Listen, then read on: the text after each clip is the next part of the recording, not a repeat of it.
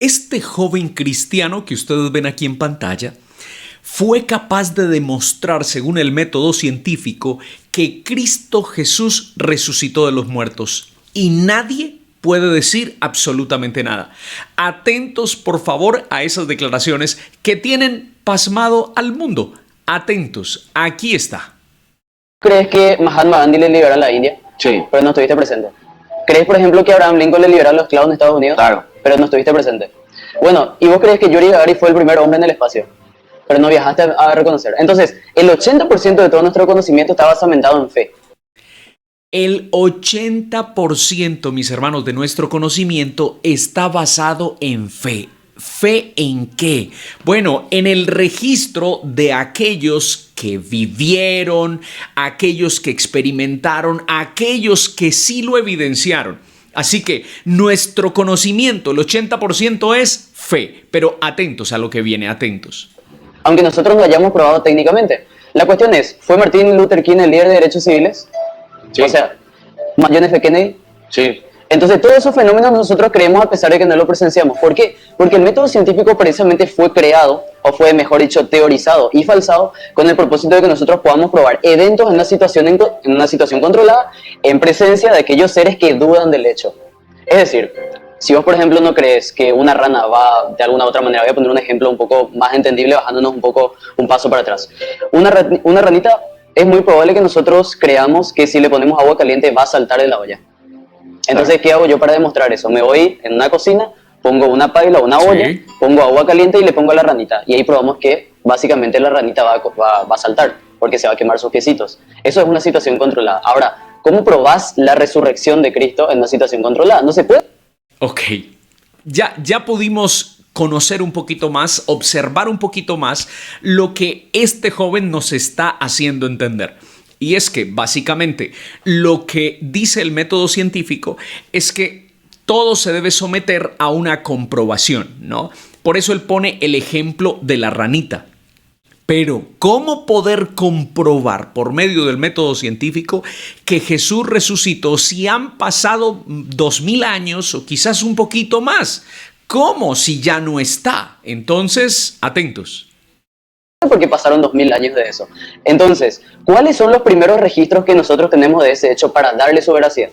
Y un ejemplo muy claro, nosotros por ejemplo vemos que hay innumerables historiadores judíos, romanos y gente que ni siquiera era cristiana, gente que era muy escéptica, que de alguna u otra manera no tenían nada que ver con el cristianismo, ni siquiera murieron siendo cristianos. Y hay dos fuentes. La interna son de los 11 discípulos.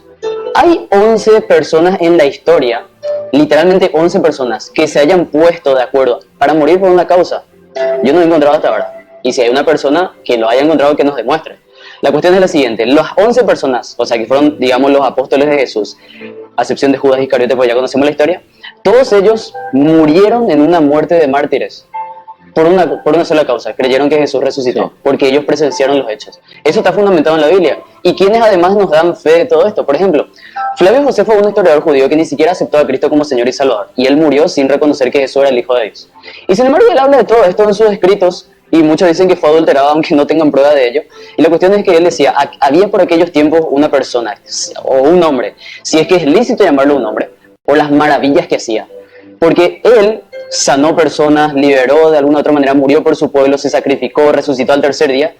Y él siendo judío, habló de esto. Cornelio Tácito la misma cosa, Plinio el menor la misma cosa, Plinio el joven la misma cosa, Damaso la misma cosa, el Talmud judío la misma cosa. Y todas estas fuentes, que dicho sea de paso, uno lo puede verificar porque tenemos excelentes materiales como el ex ateo que es Josh McDowell, que está en literatura apologética clásica que todo cristiano debería leer. Y la misma cosa William Lane Craig con Fe Razonable. O sea, estos libros son apoyos que nos sirven justamente para ir a toda la fuente, porque después me van a preguntar, ¿y dónde sacas todo eso? Bueno, los mejores ateos de la historia, que yo supongo que están mucho más preparados que los ateos modernos, quisieron refutar el cristianismo, encontraron en la historia esto que yo estoy contando y nos trajeron a colación para que hoy nosotros podamos presentar a las personas y sepan cómo defender la fe. Ok, mis hermanos, es simple y sencillo. ¿Cómo nosotros podemos comprobar la resurrección de Cristo? A ver, mis hermanos, para el cristiano, esta es la herramienta. Aquí está. Los que reconocemos la Biblia como palabra de Dios, la identificamos como tal y creemos en ella. Entonces decimos, Cristo resucitó. Pero el que no cree en las Sagradas Escrituras, el que es ateo, el que es escéptico, el que tiene otra clase de pensamiento, bueno, basta ir a los libros de historia, basta ir a diferentes pensadores, filósofos, religiosos de la época que dejaron en sus escritos la existencia de un hombre que hacía milagros, y no solamente eso, sino que nombra a sus seguidores, narra algunas situaciones de las que Jesús hizo como eventos magnánimos.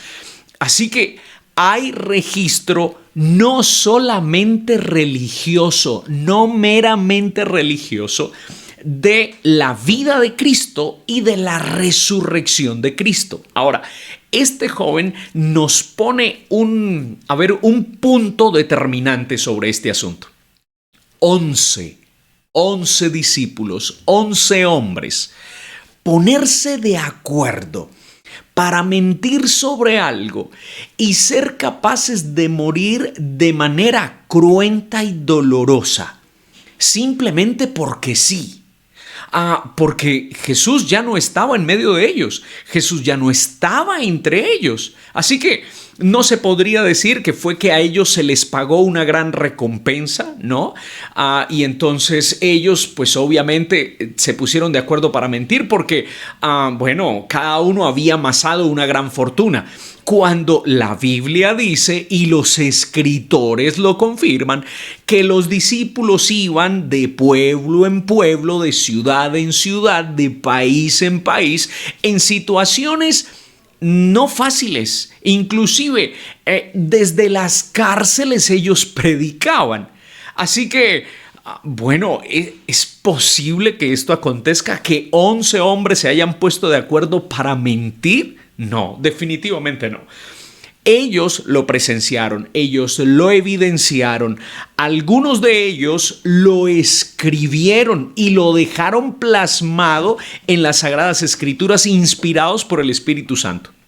Otros lo que hicieron fue compartir el evangelio voz a voz, pero otros también lo escribieron y lo documentaron en sus libros de historia. Así que, mis hermanos queridos, cuando ustedes sientan quizás dudas de presentar a Cristo como Salvador, como el Hijo de Dios, porque quizás la gente dice, no, pero es que, demuéstremelo de otra manera, no utilice la Biblia. Bueno, pues los libros de historia lo confirman. Los libros de historia. Así que no es solamente algo que fue documentado religiosamente, no, históricamente también.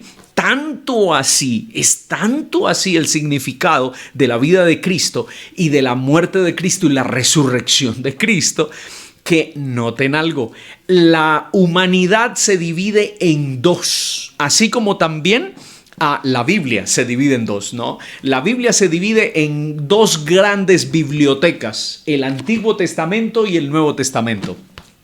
Pues la vida de los seres humanos se divide en dos. Si ustedes pueden comprobarlo en los libros de historia, antes de Cristo y después de Cristo. Cristo mismo dividió la historia de la humanidad. Así que, mis hermanos, tenemos todos los argumentos, no solamente para creer, sino también para predicarlo con toda seguridad. Así que, pues ahora solamente depende de nosotros. ¿Estamos convencidos en lo que hemos creído? Porque si estamos convencidos, debemos compartirlo. Allí está nuestra tarea. Dios les bendiga. Chao, chao.